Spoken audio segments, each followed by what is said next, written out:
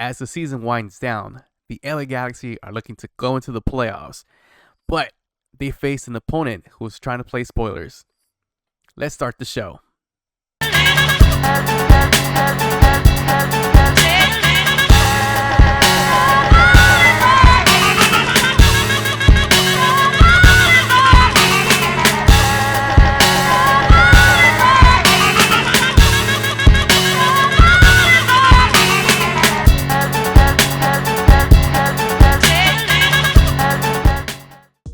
Welcome to News Across the Galaxy, where we talk all things LA Galaxy.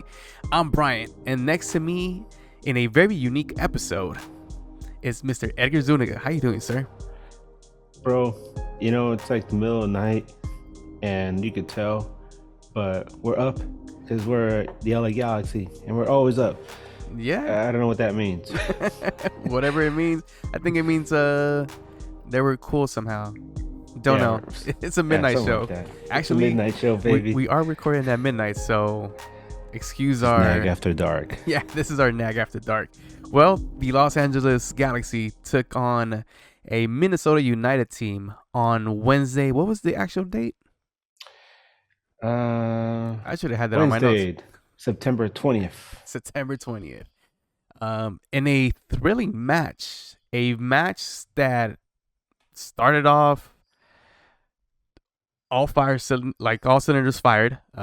Early attacks by the LA Galaxy, and then at halftime, there was some kind of sad faces going all around. But let's start from the beginning. Let's start with the lineup. At goal, we had Jonathan Bond. In the back line, we had Raheem Edwards, Chris Mavinga, Maya Yoshida, and Kevin Leardom. In the middle, we had Yuri Rosell, Cerillo, and Ricky Puig. The three up top, which was pretty weird for me to see this type of lineup, was Tyler Boyd, Mark Delgado, and Billy Sharp. As soon as this lineup came out, what was your initial thoughts on this? I mean, it's a combination of shock and resignation that you see Chris Mavinga's name in there, especially after his last match against LAFC. Thinker of a match. Yeah. Chris Mavinga actually became the hot button item during this past week after that awful match in Atletico. So seeing him there, I was like, oh, really, man? Is this the best we can do? But then I think it was really starting to sink in that Jalen Neal's going to be out for the rest of the season. As many of us have probably heard by now, he had season-ending surgery. Yeah. So he's out. And we went from having a very solid defense that just needed a little tweak here and there to all of a sudden looking very, very vulnerable in the back. And if you're going to have somebody like Chris Mavinga starting, it goes to show, right? And you would hope that somebody like Tony Alfaro would offer some respite, but Alfaro hasn't stepped up, or at least in the eyes of Dan Kalishman and Greg Vanney, to solidify himself as a starting center back. So we are left with Chris Mavinga. Yeah. And obviously, like you mentioned, up top, it's nice to see that Billy Sharp has established himself. But what does that say about the other guys, right? Well, I'm going to discuss that later on as well. But going into the match against Minnesota, I was pretty confident. It was because Minnesota, they're having a lot of issues. And going into this match, they have only won one of the last 5 matches. I know that we had talked a little bit. I mean, at least I had spoken in brief with these guys that run a Minnesota pod. Unfortunately, we were not able to get them to join us, but they mentioned how Minnesota isn't doing so well right now, and they're afraid that they might completely fall out of the playoff spot. So there was optimism, at least in my heart and in the hearts of my friend. I don't know if you guys saw on Instagram, I posted a friend of mine and his wife are visiting from France. They're celebrating their honeymoon.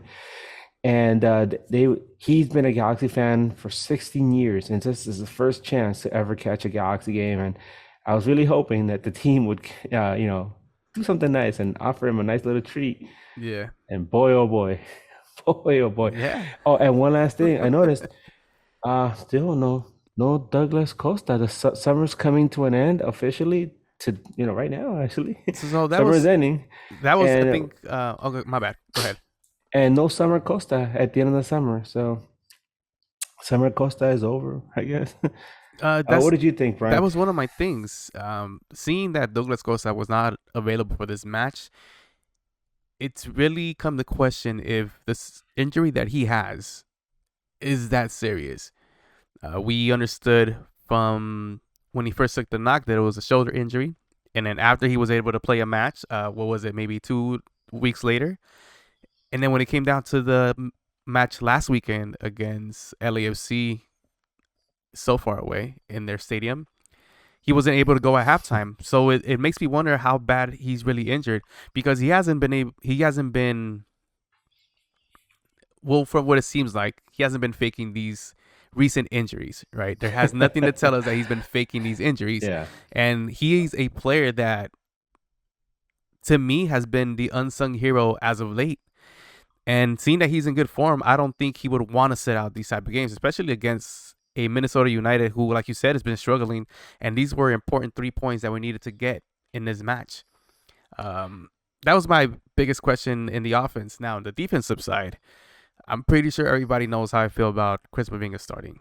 I'm not gonna, badmouth him and use offensive language here, but he is gonna get criticized, and fairly so, because that match that he had against LAFC was horrid, to say the least, and gave him the assist to shift momentum in another important match that the LA Galaxy needed to win.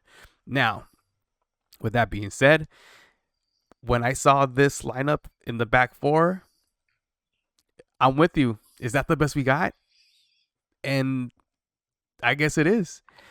The other question that I had was the combination of having Rosell and Cerillo in at the same time. I don't know how Vanny was scheming to line them up because Mark Delgado was also in there. And from what we see on here on whoscored.com, it seemed like Mark was on the wing. And it didn't really seem like that while they were playing. I'm not sure if that's how you saw it. Yeah. There's something else I just remembered. Yeah, yeah, talking about the defense.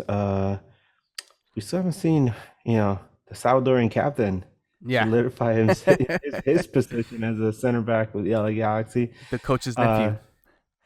yeah, and then the question a lot of people had after Mavinga's performance was like, who's better, Eric Zavaleta or Chris Mavinga?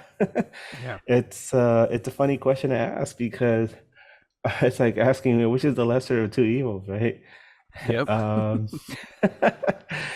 but I don't know. Like I think it's funny we joke about Zabaleta, but man, seriously, that dude needs to like put on his Salvadorian kit and then throw in the Galaxy kit over it so he can go out there super powered. But he didn't factor into this match. And you mentioned having Delgado on the wing.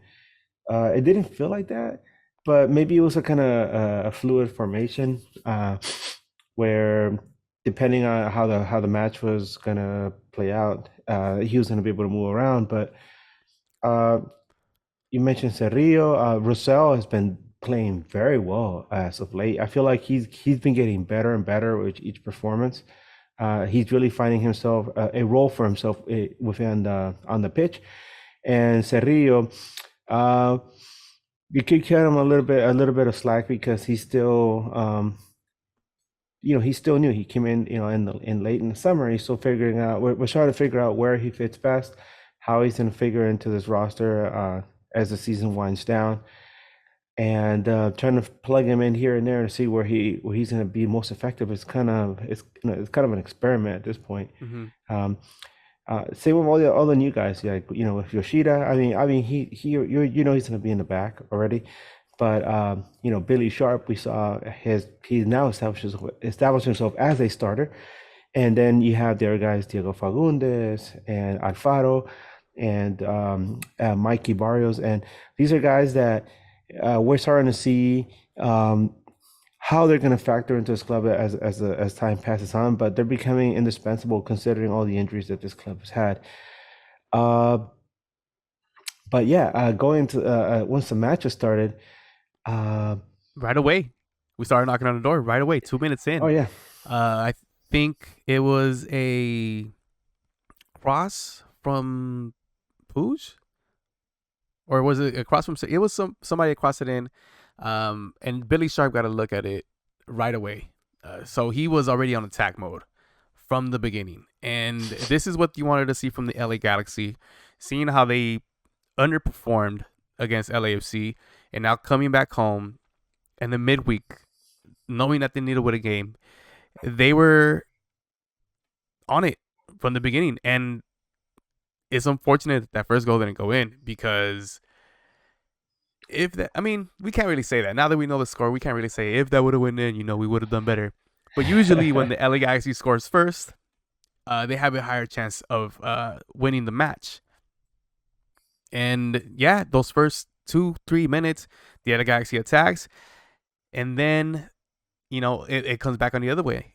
Minnesota also seemed to caught a little bit of fire after getting that early rude awakening from danger that they had in those first moments. I don't know if you saw it the same way.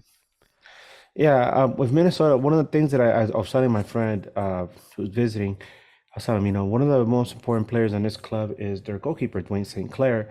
I was like, this kid's got a mouth on him. I was like, and he's when he's on, he's good. Unfortunately for him and the rest of his Minnesota teammates, things that haven't been going so well.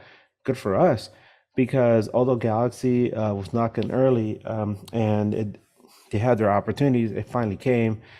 And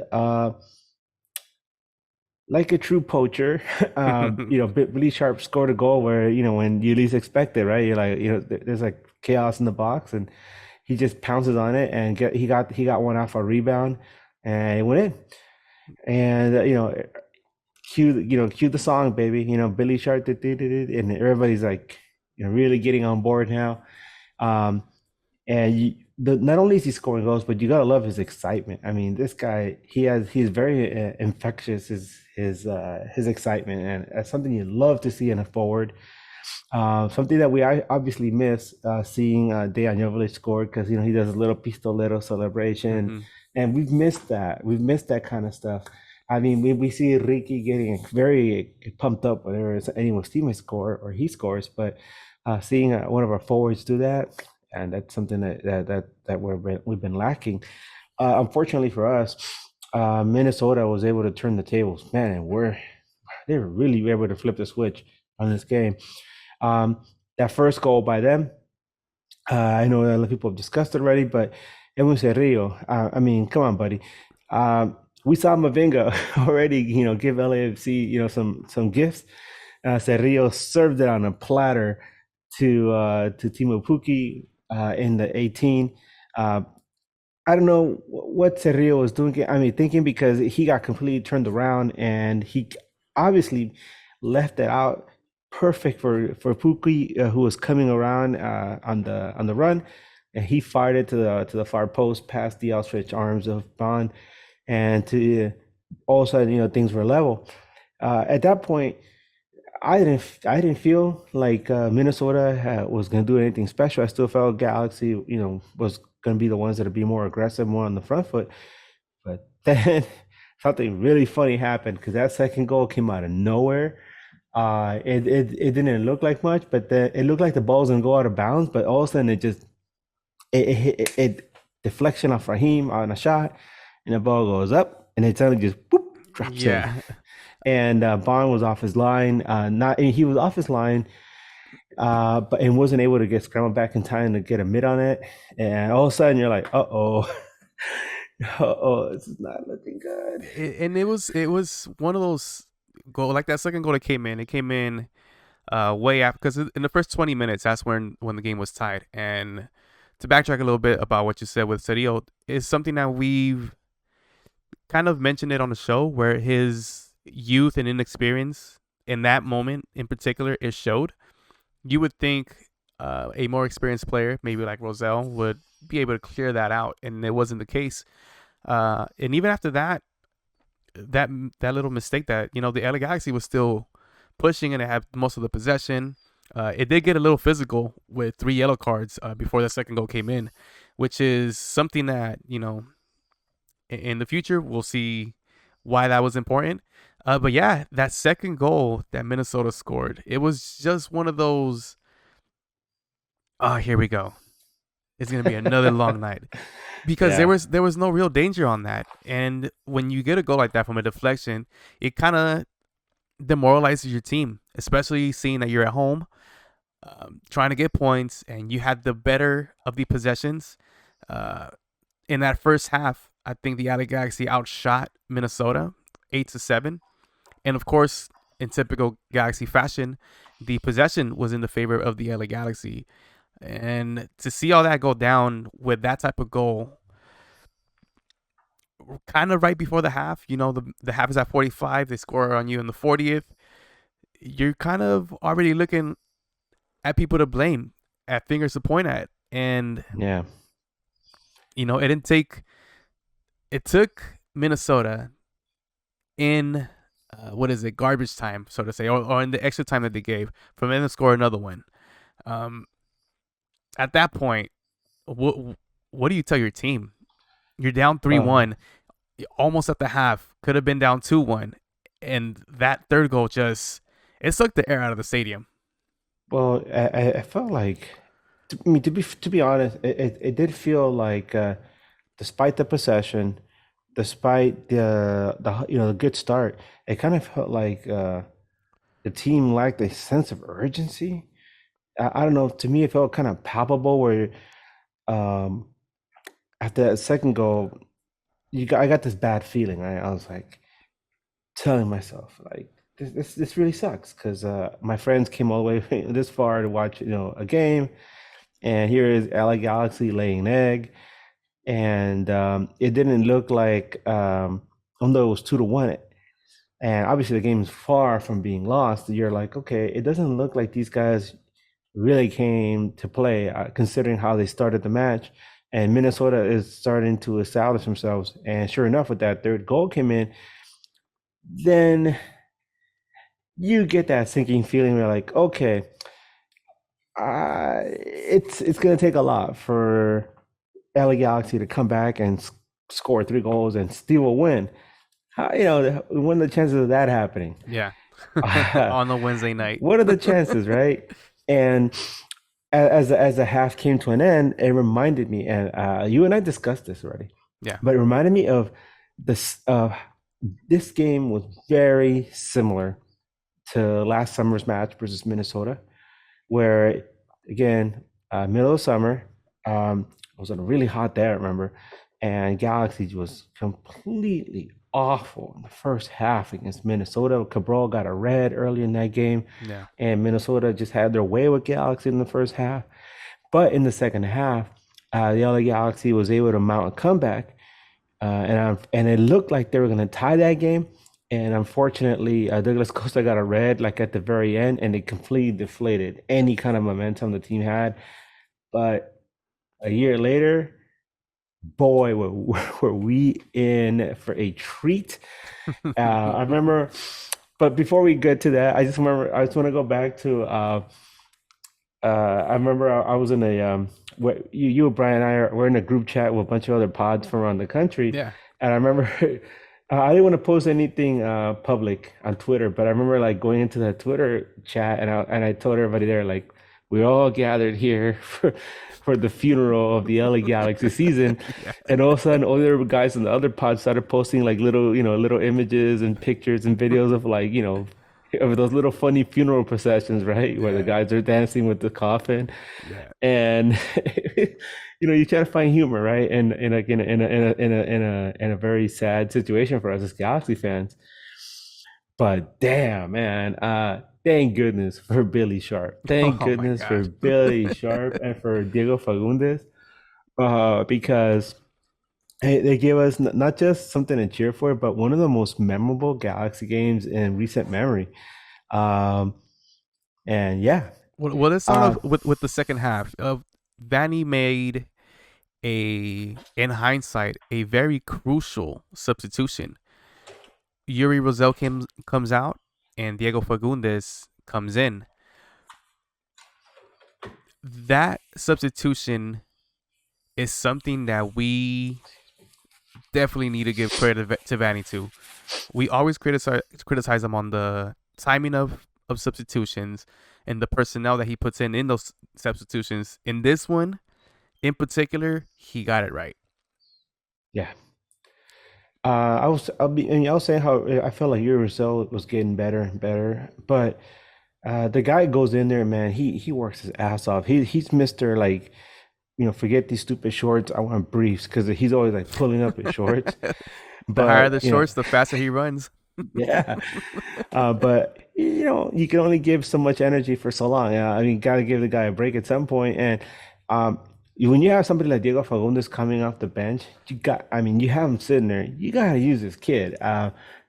There's a reason why the Austin fans are still really upset about him coming to Galaxy. And for us to just leave him sitting on the bench and I use him, no, give the guy his minute, man. Bring him in, see what he can do. And he was a very big addition because he was one of the reasons that Galaxy they would come back and win this match. Hmm. Spoiler alert. Uh, but man, uh, one thing I want to say about the fact that Billy Sharp was able to help us turn this thing around is we discussed at length this entire season about how frustrating it has been for us to watch Dan Jovovich and Preston Judd try to come in and do something, anything on offense, right? Hmm.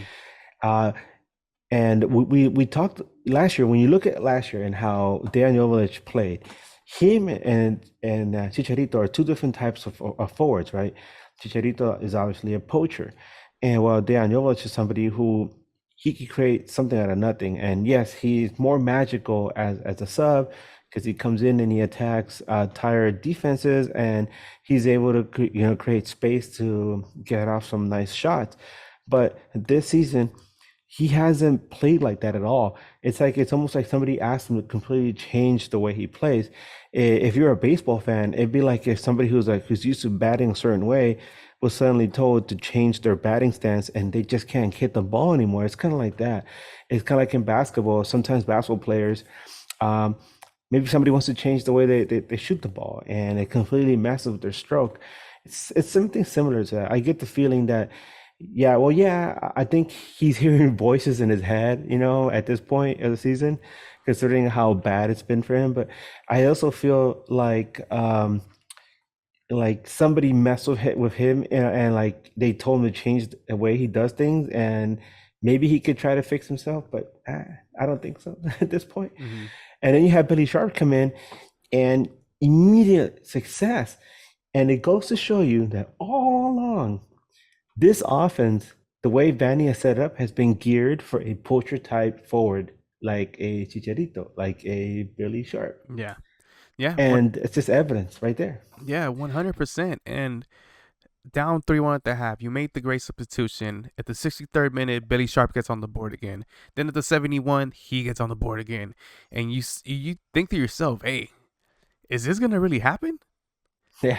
Is the LA Galaxy gonna make another comeback, being down 3-1, and against a team who seemed like they had their foot on our necks, where I think they might have let loose a little bit uh, from that dominance was when they took out Reynoso at the half as well. They took him out at the 46th, right when the game started. And he's been a player for them and for the league. Hey, he's been a dominant player. Do you think that that's where Minnesota may have messed up in this situation? Well, I don't think they messed up, but there is one. I mean, it could. I mean, obviously, it could have been a factor as the game wore on. But I really do go back to the fact that this game got pretty trippy. There were a lot of cards going back and forth, Mm-hmm. and Minnesota, they made some stupid fouls, man. Um, let's go back to the red card, Ethan because Bristow. right, Ethan Bristow. Yep. yeah, because that was it came out of nowhere because they're nowhere near either half, right? I mean, they're nowhere near either goal, and it was the middle of the field, and it's just this stupid foul out of nowhere on their side. Yeah. And that's something that Minnesota absolutely did not need, but it completely made sure that things were heading in the right direction for the LA Galaxy because at that point, um, Galaxy needed some real momentum, and then the crowd started to really get into the game, Yep. and you could feel like the energy in the crowd started to build.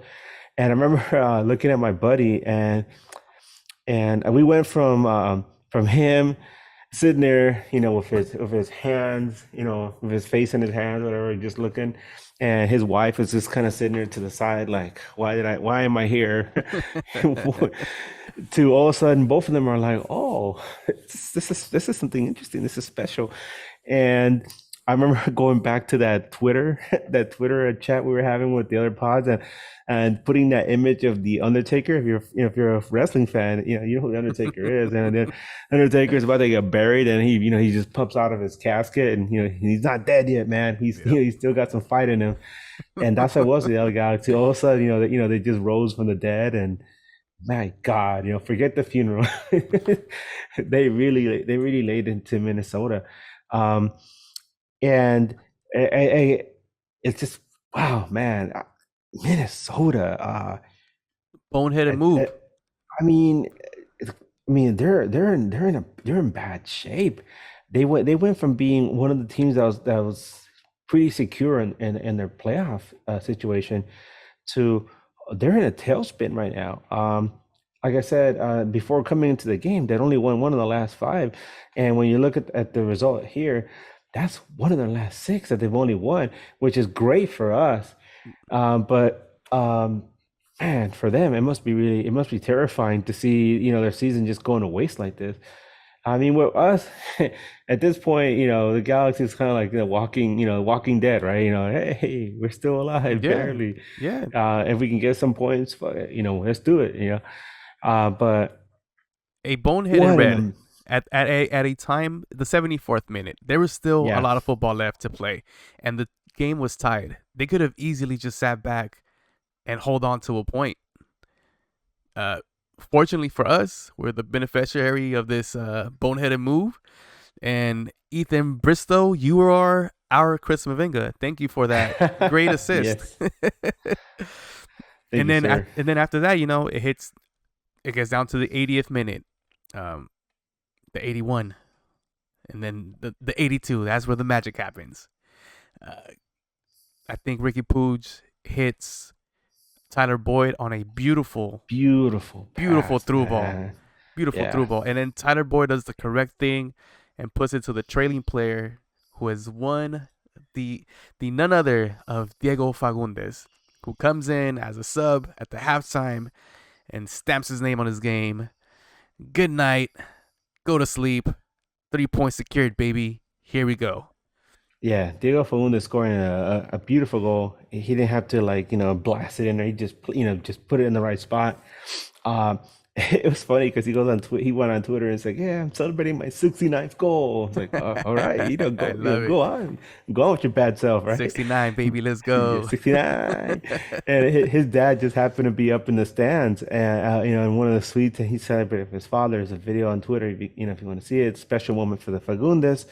Uh, but yeah, and then hearing the excitement in his voice in the post game, interview, he it's awesome. He was talking like we and us, and you could tell that he's really bought into the culture of this club, and he already knows, he feels he's a G, and for for us that's amazing to have a player who was so beloved in another club come in and all of a sudden feel at home and talk about his pronouns about us and we regarding the LA Galaxy. It's something you always dream of, to have somebody like that falls in love with the club and buys into it, and I'm sure the fans appreciate that. But there's so much love to go around. I mean, Fagundes might have been the hero as far as solidifying that win, but my goodness, I mean, if you're gonna talk about a hero, look at Mr. Billy Sharp. Yeah. Actually, Sorry, we got a new one for him. It's the a ver, a ver, a ver. ahí está. Ahí está. Metió un gol el tiburón, el tiburón. No pare, sigue, sigue. For everybody that knows merengue and all that stuff, it's a classic. Well, I'll put it out there. But yeah, Billy Sharp, continue.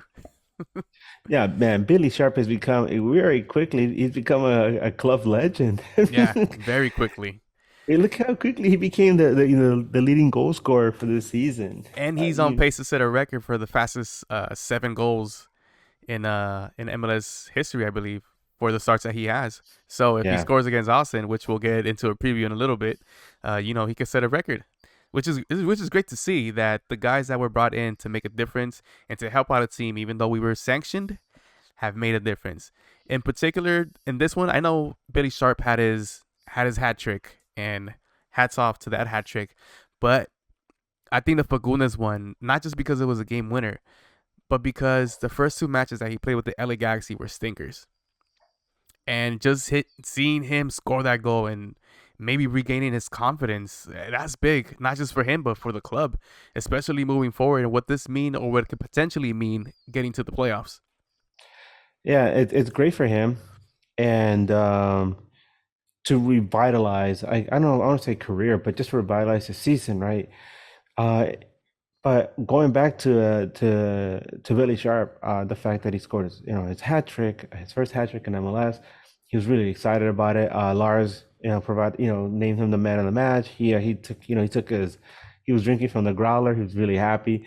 But I found out something very interesting about Billy Sharp regarding his situation at Sheffield. Apparently, Sheffield United this past season they brought him back for 1 year just as kind of like to be there as like a mentor figure where like he really wasn't going to be considered like one of the players that would be counted on to start or to play a significant part in the club's I guess day-to-day roster uh, and I mean it's kind of weird. It felt like kind of like they're putting him out the pasture Yeah. because he was saying, I wanted to play it. He said, he helped the club get back to the Premier League, and he actually said, I was really looking forward to playing at least one more season in the Premier League, and then Sheffield let him go.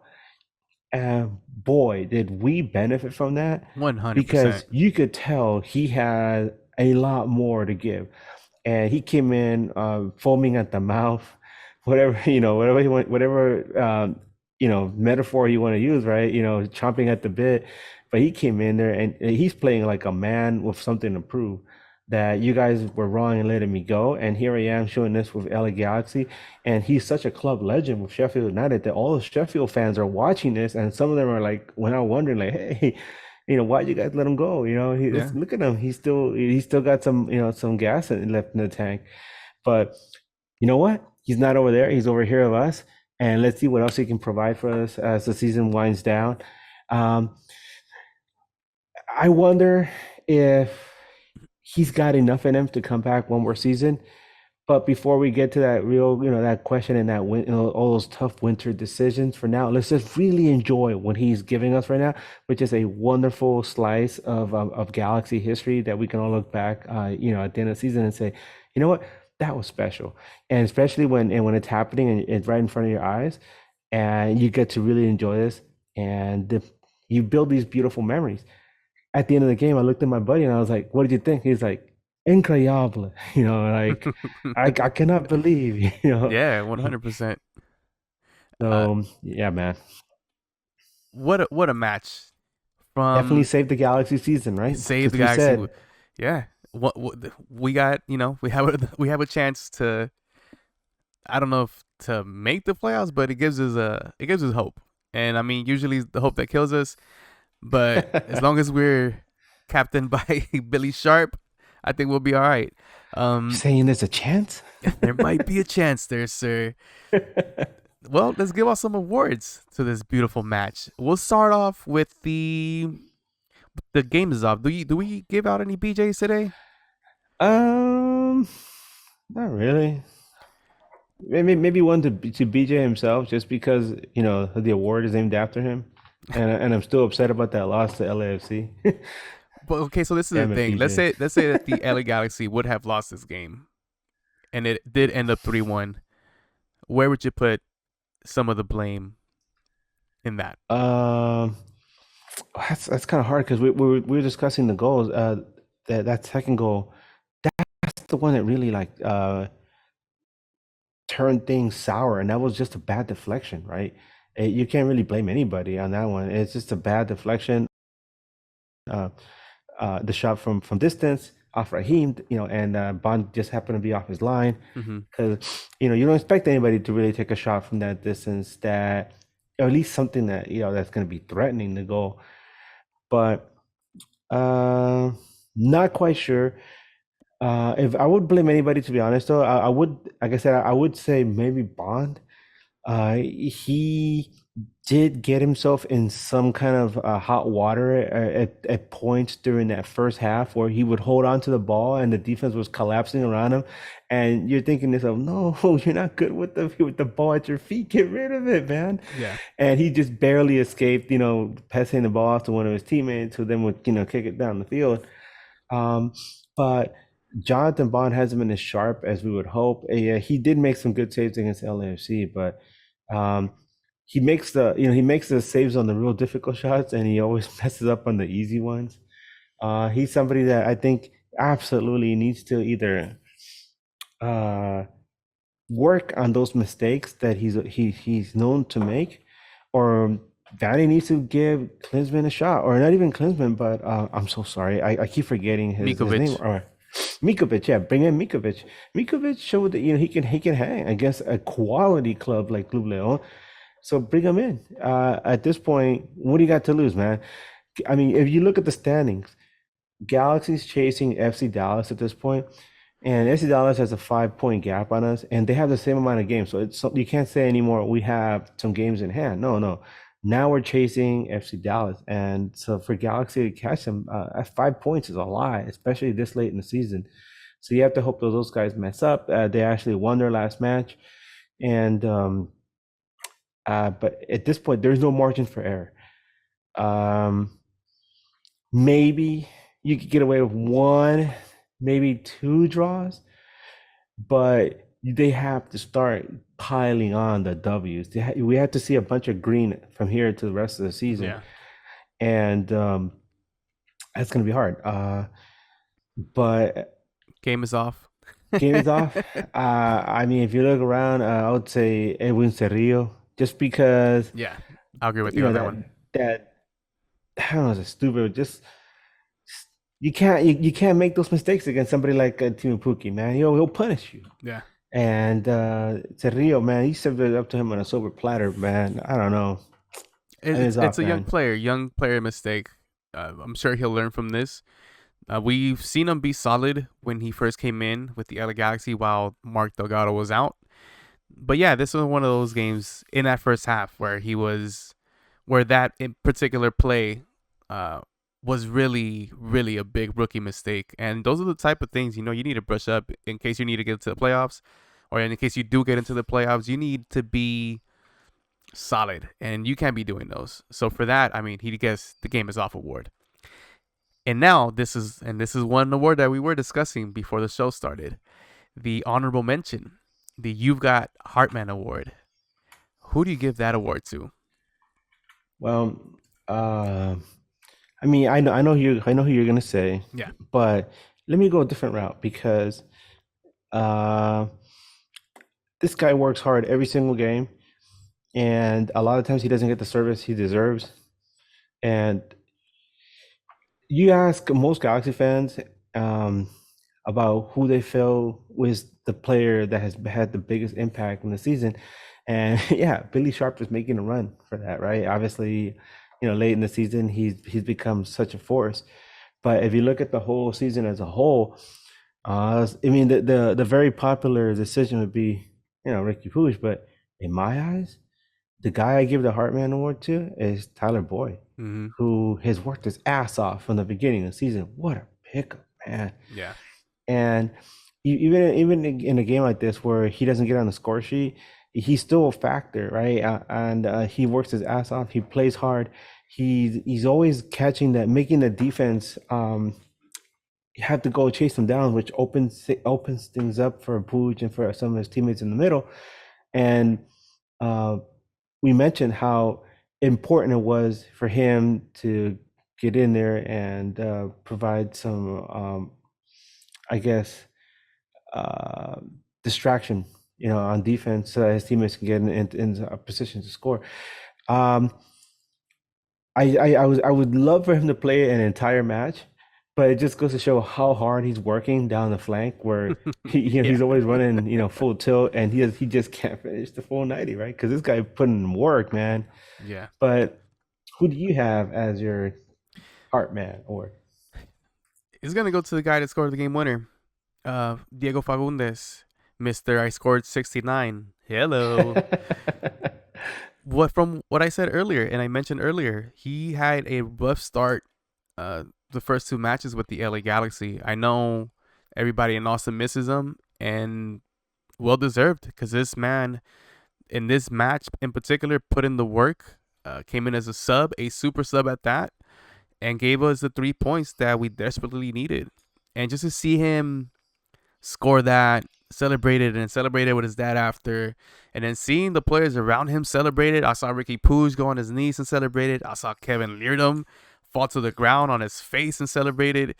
Everybody on the bench celebrated it really hard, and it goes to show that everybody here likes him. And like you said in the post game interviews, where he said key pronouns like we, us, and all these type of words, it goes to show that he really appreciates the love that LA Galaxy fans are giving him, especially after winning the match for us. So for that, I'm gonna give Diego Fagundes my honorable mention. And now, And yes, go ahead. I mean, is there any question? Yeah, Is yeah, there I any don't think so. question, right? The next No, standing player right? of the match goes to Chris Mavinga, of course. What do you mean? Of course. Chris Mavinga is the man of the match. What do you mean? Hey, you know what? He didn't have a bad game. He didn't have a bad He game. did not It have a was bad game. great. It did seem like he was trying to make up for what he did in LAFC. I mean, it was still wasn't the greatest stellar performance that the defense should have had against this team, but the mistakes weren't on him this time. So that's a step up. That's a step up in my book. Of course, it's Billy Sharp. Yeah, Billy Billy, Sharp is like, give me the smoke, baby. Give me Billy, all the smoke. Billy El Tiburon Sharp. This man, I don't know what he eats for breakfast, but I'm gonna start eating the same thing as he does for breakfast. I know that he likes beer, so maybe that's the key. Um, what else can you say? This man shows up to play. This man played the full 90, well, almost a full 90. Yeah. Uh, so it seems like he's getting into some type of match fitness. 3 goals. He celebrated them like he's been here forever, and I love that. Yeah, man, it's beautiful to watch him play and do his magic because we were so spoiled by having Robbie Keane come over and revitalize his career Yeah. pretty much and become such a club and league legend. I mean, he's considered the greatest DP of all time up until so and so down in Fort Lauderdale.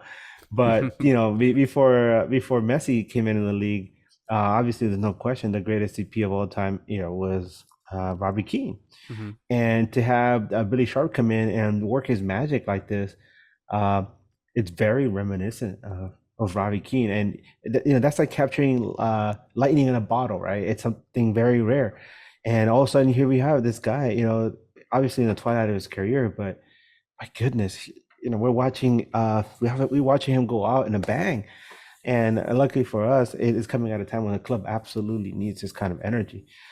Um, there's something I want to point out, and this is us transitioning to the Austin game, and that is I heard during the week that Ricky Puig has actually been playing hurt this whole time. We obviously we're all aware of all the injuries that this club has suffered, debilitating injuries, and the fact that they're still fighting for a playoff spot is commendable. But I keep hearing that Ricky Puig actually has a groin injury and he's been playing like that. And it shows how indispensable he is to this club, where you take Ricky Puig out of this club, even for like a half or one game, and things will fall apart. I mean, Yeah. how do you replace him, right? But that's what I've been hearing. So there are times when I saw him during this game and he was running hard into like a crowd of people. And I was thinking, hey, take it easy, man. Relax. Relax, buddy. And he took some hard shots. I know that there were a few times when he would just hit the ground and he's just rolling there, and then trainers would come out and look at him, and I was like, is this it? Is this the hit that's gonna take him out of the out of the game? Hopefully, not out of the season, but no, he keeps plugging away. Um, He's been a but warrior, to say the least. yeah, he's been a warrior. But it's just something to keep an eye on as we watch this. So, God, knock on wood, he doesn't get hurt. We've been saying this for so long, right? Yeah. Knock on wood, please, Ricky, don't get hurt. But he is hurt. He's playing hurt, um, and hopefully he can tough it out the rest of the season and then get some well earned rest. Hopefully after an MLS Cup, right? Hey, let's go. We could dream big, baby, like Chicha said. Yeah, yeah. But man, Austin, if you want to, we just mentioned how Minnesota is struggling. Oh my God. If you want to describe how things are in Austin right now, it'd be probably like watching Rome burning. Like Nero's up, up there, in his little presidential suite or whatever. He's sitting there playing his lute, watching Rome burning in front of him. That's how things are in Austin. Things in Austin are really bad. Um, they started off bad.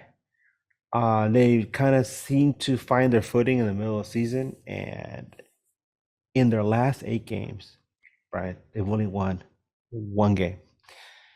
Um, they've had a really hard time trying to adjust to a lot of the changes throughout the season. Uh, I know that we talked about how Diego Fagundes was such a fan favorite, and when he got sent over to the Galaxy, all of a sudden all those fans were up with their pitchforks and their torches, ready to, charge at the front office. How dare you get rid of our beloved Diego Fagundes? Hmm. But at this point, what started off as a lot of angry, a group of fans saying, Wolf out, Josh Wolf is their manager, now has grown into like a really loud group of people. They're really upset. They want Josh Wolf out of there. They feel that he has completely demolished the season. But there's so many ways to look at it. You could say, Wolf maybe isn't cut out to be the manager at Austin. You could also say that there's been so many things that changed for them in the season, or you could say that last season, which a lot of people have said, was just a fluke, and that Austin actually isn't as good as people think they are. And we've mentioned on the show that we thought that they were pretenders, and it showed in the playoffs.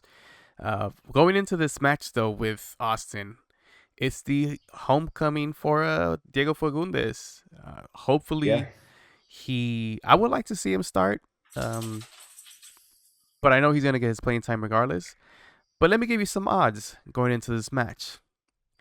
The Galaxy are at plus 300, which means they are the underdogs in this match with a 24% chance of winning and a staggering 48% for Austin to win this game. But there's been some news recently that Driussi is not going to be available for this match.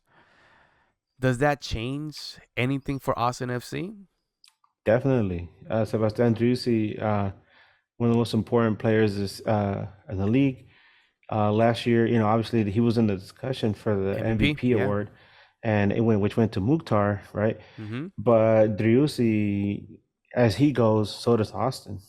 Yeah. We talked about how important Fagundes was, as a leader, in the locker room, as a leader on the pitch. But as far as who puts the ball into the net and drives that team's offense, is Sebastian Driussi. And if he's not going to be there, that's a huge plus for us. Galaxy has dealt with their injuries, and for other clubs to be able to go the entire season without having one of their important players not go down with injury is rare. So this opportunity for Galaxy to pounce on that and do something with that. Um, do I think a Galaxy is going to lose this game? Absolutely not. Austin, like I said, Austin's in bad shape. The only thing that they have going for them is the fact that in Major League Soccer, home field advantage factors very heavily into how the expectations of a club. I still think that Galaxy can come off um, from the excitement and all the fervor from this last victory over Minnesota, and carry some of that excitement over into this game against Austin, and catch a team that's pretty much in the throes of like a lot of destruction. They're a mess. They're a dysfunctional mess right now. And when you think about who their owner is, Precourt, he's always been surrounded by chaos, whether he was in Columbus or now in Austin. Mm-hmm. And his demons are catching up with him. So screw that guy. That's what he For what he gets. did to the Columbus fans. Yeah, And that's what he gets, bro. Fuck that guy. yeah, and damn it, Austin, you guys don't make it easy, man. Yeah. You guys make it hard to like you, because on and off the pitch, you guys do some really funny things, man. Yep, that is And true. but I really think Galaxy can get some points on this. I mean, it's one thing to talk about it, middle of the week, and look at the numbers and say we got this, guys. But then again, we've seen this club in games where we expect them to win and lay an egg. But I really, really do feel in my heart of hearts that they can get some win. They can get a win in this game. What do you think, Brian? Well, they got Jossie Sardis, so I'm a little scared. I don't know. He's a toughest defender in the league, baby. Hey, greatest right back ever, baby. Hell yeah, win back, baby.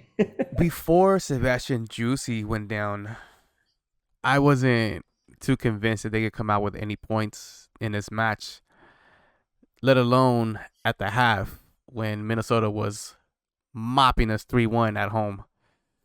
But seeing how this team stayed resilient the whole match against a Minnesota who was also struggling, but still had the grit to grind out a win, a 4-3 win. And now you're going to carry that momentum to Austin. And the person who scored your game winner is going back to his former club in a place where they love him. I think the story's writing itself. I think the LA Galaxy could come out with a win in this match. One thing that I'm still iffy about is that starting lineup. Will Douglas Costa suit up for this match? Yes. We're going to need him in this match if we really want to make, well, not just in this match, if we really want to make a push for the playoffs. We're going to need everybody that's available. And Douglas Costa is one of the guys that we really need to be available. Don't know what the injury report is on him, but if he's ready to go, I say you let him go. And let's give it to these guys. These guys haven't beat us in the last 5 matches against them. They've only won once. We've given it to them 4 times. So why not give it to them again at their house in front of their home crowd, and let Fagundes be the hero again? So I'm gonna say win, just because I'm in a very good mood and it's past midnight. Nag after dark, In this baby. nag after dark, baby. So I'm gonna say, we're gonna win. I don't know the score, but we're gonna win. I think so. It would be fantastic to see Diego Funda score a goal in this match, and just to see him squirm a little, right? Being like, Yeah. how do you're not obviously he's not gonna celebrate, but just make maybe a little muted, kind of like okay. Yeah. I mean, as long as he scores, I'm okay with that. As long as he Yeah. scores, I'm okay with that. And it should be another Billy Sharp start. But seeing how he played for more than 80 minutes this Wednesday, I don't know if he'll be able to go a full game. Another opportunity for maybe Dejan to stamp his name or do something. Or maybe Preston Jed. We don't know. But we do need Billy Sharp. We are going to need Douglas Costa. Of course, we're going to need Ricky. Of course, we're going to need Boyd. That Of back course, we're line, gonna need Zavaleta, that back line is going to right? have to minimize the mistakes. So we'll see. I mean, hopefully we get that win. And Yeah. hopefully, Eddie, if you're hearing this later on, you're in Vegas, buddy. Bet on the Galaxy, because every time you do, they win. So let's go. Let's go. You mentioned about how we really hope Costa is match fit, right? Uh, I mean, at the end of the season, all hands on deck man. It's got to be all hands on deck. Yeah. And we have questioned his desire for this club so much in the past, and he did well enough in during this summer that some of those questions have been, put to rest. But at least gives us a different a different aspect, a different view of who he is as a footballer, right? Hmm. Because obviously, at one point in the season, everybody's like, get the hell off my team. We don't want you here anymore. You're not welcome here. Especially when you find out, what's going on, what's waiting for him back home in Brazil. But he's done well enough to I don't know, make that all that criticism go away, but give us a different view at him, right? A different point of view into what Hosta can offer. Well, we absolutely need that right now. This is when like we really need you to come in and work hard and at least give us like a good half. He doesn't have to play the whole game, but just come in and give us a good solid half so that maybe Galaxy can get a goal or two and then do enough in the second half or whatever half you're playing, but just do enough so that the club can get some kind of advantage and hold on to it and maybe get those 3 points. But yeah, it has to be all hands on deck.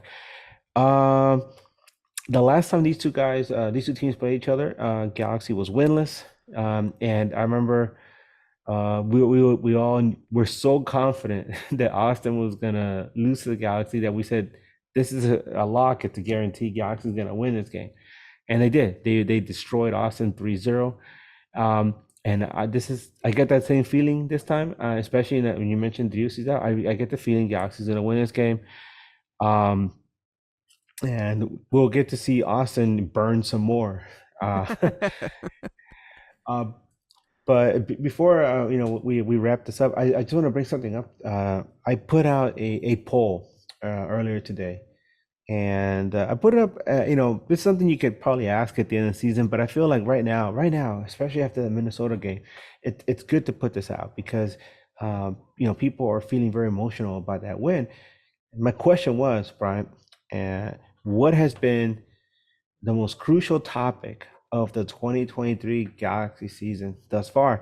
And I don't know if crucial is the right word. I was trying to fit in, another word, but there's only so much you can fit in Twitter when you type something up. But I was thinking about the question was, what has been one of the most important events or aspects of the season that really stick in your mind? And number one was, and it's a poll, right? So number one is the supporters boycott, right? And Chris Klein gets fired. Number two, despite loads of injuries, yeah, the LA Galaxy is still fighting for a playoff spot. Number three was that momentous 4th of July victory over LAFC at the Rose Bowl, setting a new MLS attendance record. And number four, we've been mentioning over and over, the rise of Billy Sharp. Mhm. And it's almost 300 votes now, and this poll's going to keep going for one more day, but almost 300 votes, and 75% of people are saying obviously the boycott and the whole Klein out. Um, and then after that, it's very close. 8.6% Billy Sharp, right? And then tied at 8.2% is never give up, never surrender despite all the injuries, and the Tráfico Clásico. That's what I call that. But by far, 75% of the vote to the supporter boycott and Klein out. I would have to agree with that. Now, I would have to agree with that. I think that was a big turning point, not just maybe for this season, but just for what it means for the LA Galaxy moving forward. We already saw what Will Kuntz and company could do being sanctioned. Next season, we're gonna have everything available at our disposal, and you're gonna tell me we're not gonna be able to do something with that? That was a pivotal point in the LA Galaxy, not just as a season, but as a franchise whole. It has to be. Of course, everyone's gonna win. and I'm going to take this in a different direction, Brian. Maybe you could jump in as well, but it's it's such an important thing to mention, right? The strength of the supporter boycott, and although there were some hiccups with that, but by and large, the supporter boycott showed that uh, that the voice of the fans, it really is important. It resonates. And it wasn't just fans that were upset with somebody on a personal level. It was because no, they really care about this club, and this club had been heading in the wrong direction for a long time. And we saw not just immediate results, but we're starting to see that from here on, the club is actually going to be it's going to be okay. There's people they put people in the right positions that are going to make good decisions that are going to help this club get back on its feet and become a contender again. Obviously not right away, but in the next few seasons, it'll be exciting to see that change. But the reason I bring this up also is because, and I know this is it's not Galaxy. I mean, this is not involved in the Galaxy, but let's talk about what's going on with Colorado Rapids. A good friend of the show, Matt Pollard, has been he covers Colorado Rapids, and it's been a very hot topic within MLS about how Stan Kroenke has been running this club. Um, the they do get some funding. It's not like they're completely shut out, but whoever has been appointed at the front office for that club has been completely just missing the boat as to what this club needs. When you think into consideration how Stan Kroenke owns Arsenal, he owns the LA Rams and SoFi Stadium, and the Colorado Avalanche hockey team, who are they won a Stanley Cup in the last couple of seasons. Um, these are all successful clubs, and then you have the Rapids, Mm-hmm. who they've had a really hard time um, as a one of the original clubs in this league, and it's not just success on the field because you've been to Denver, right? I know when I went, Yeah. I was shocked that I didn't see anything anywhere that showed that this club exists. Yep. No merchandise in the airport, like no billboards anywhere. And this was in the middle of their season, Mm-hmm. right? There was no billboards anywhere, nothing that shows you that this club exists, that Colorado Rapids is a thing down there. And it shows how much Kroenke and his family, KSC, right? How much they care about promoting this club. It's just kind of having it there, like some cheap Pokemon card you keep in your deck just because nobody else wants it, or you just throw it to the side and never use it. Mm-hmm. Um, and Colorado Rapids, this club, as one of the inaugural clubs in this league, the fans and the loyal fans of this club deserve so much more. I feel bad for Robin Fraser because I feel like he didn't have a full deck of cards. He wasn't given the tools that he needed to succeed as a manager. I think Robin Fraser is a terrific manager, and unfortunately, he had to be the fall guy. Uh, but it's terrible what they're doing in this club. It's a disservice, and as MLS fans, we should all care about the other clubs except LAFC, but and hope that they do well, and take care of each other. Yeah. And I'll keep posting about this and pushing it because they were very they supported us during the whole Clan Out movement, and now we have to offer them the support. Yeah. So if you're a Galaxy supporter, I encourage you, and I don't know if Brian, you want to jump in. I encourage you guys to put a sign that says Cronky out, or Rapids, fans were with you or something like that, just showing solidarity with them because they were there for us. We got to be there for them as well. Yeah, I agree with that 100%, especially being that they're one of the original clubs and Robin Fraser, an LA Galaxy alumni. So, we got to show some support. And it wasn't just not just them that showed us support, it was across the league. Like you said, this is kind of like a big fraternity. MLS teams, we're in the chat, we join together and we banter back and forth, but it's always, respectable in MLS topics, right? And it's great to see. So yeah, from us at News Across the Galaxy, we are in support of your guys' boycott. We know it works. It worked with us. And hopefully things could change over there because, seeing one of the original teams kind of go through it's kind of messed up.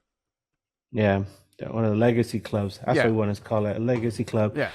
And I know that when the Rapids were good, man, it was frustrating to go there and watch Galaxy teams, play, have a hard time against them. But it's fun. You want to see that. You want to have a good opponent to, bring out the best in your club.